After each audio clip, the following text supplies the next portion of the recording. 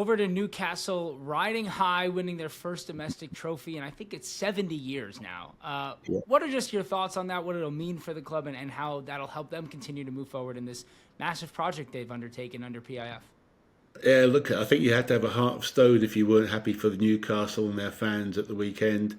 It was great to see them, get this hoodoo off their back.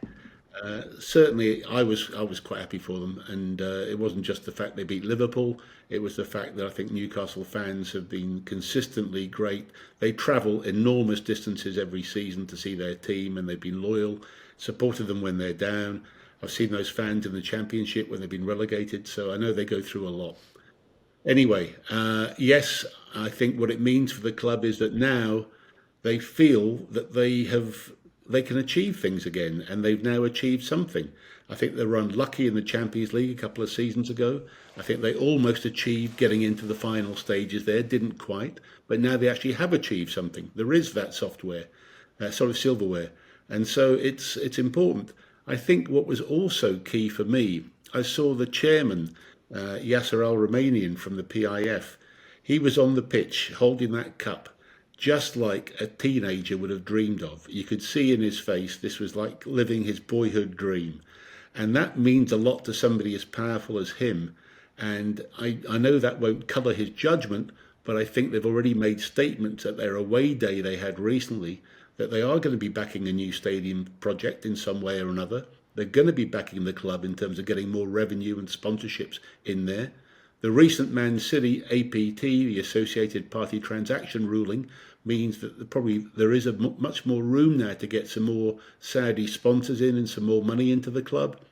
And so I think what it really does do is give some belief to the owners that this is a project that's going places, that's going to win. And I think that this is a really positive thing for Newcastle that will really help. I think Eddie Howe's come out of it very well at the same time as a coach that can handle this growth and should be there for a longer period. I think they're going to be talking not only about the new stadium but about a new training ground. I know the Saudis are buying Newcastle Airport. I've heard rumours of lots of other real estate development around the area. So yes, look, it's probably just a really positive sign, but something that's reconfirmed everybody's desires to try and make this a really big success story. And hopefully they can all push on from this platform.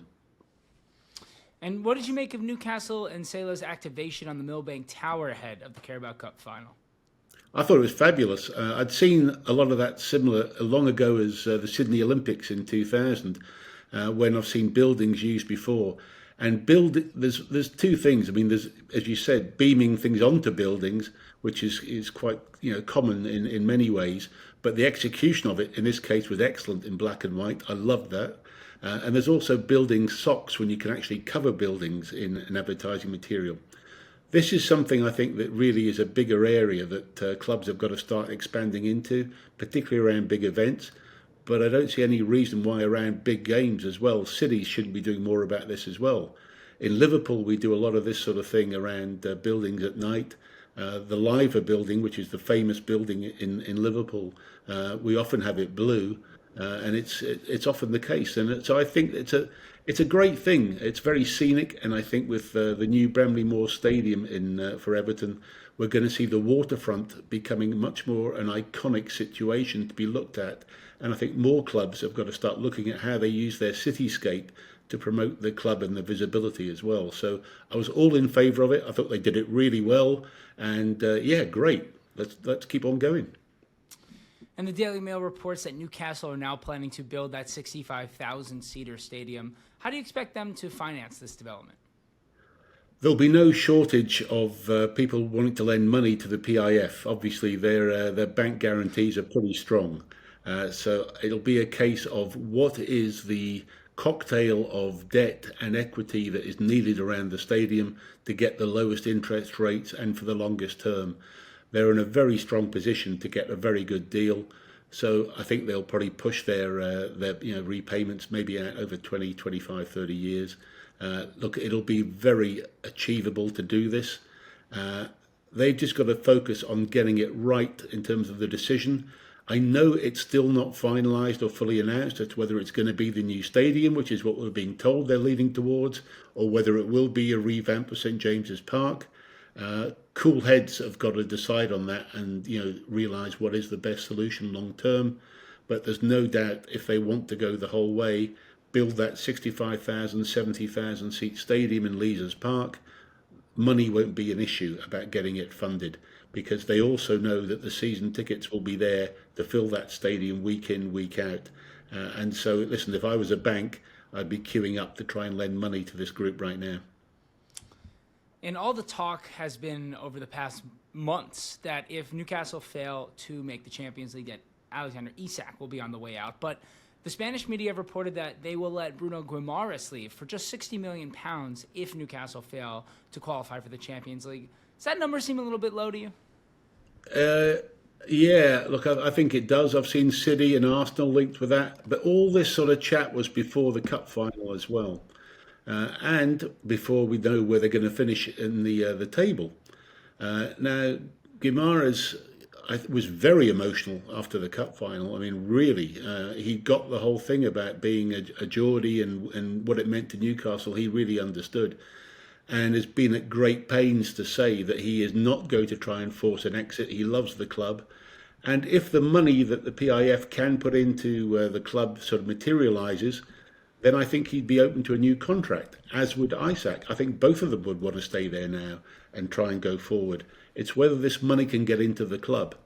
Now, the other side of that coin is if they were to sell both, which is very possible, that would give Eddie Howe a massive amount of money to be able to try and do a rebuild and a squad rebuild going forward. You've got to think that the Newcastle squad at present was what I would call front-loaded about 4 windows ago when they actually spent most of the money. I don't think they've spent much, if anything at all, in the last 3 windows.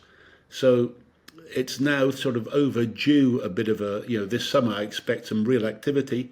Whether they want to, I think they want to try and keep both those players if they could do, but if they don't, there'll be no shortage of buyers, and Newcastle would really have a chance to try and reconfigure the squad. But I think too much change is always a bad thing for a club.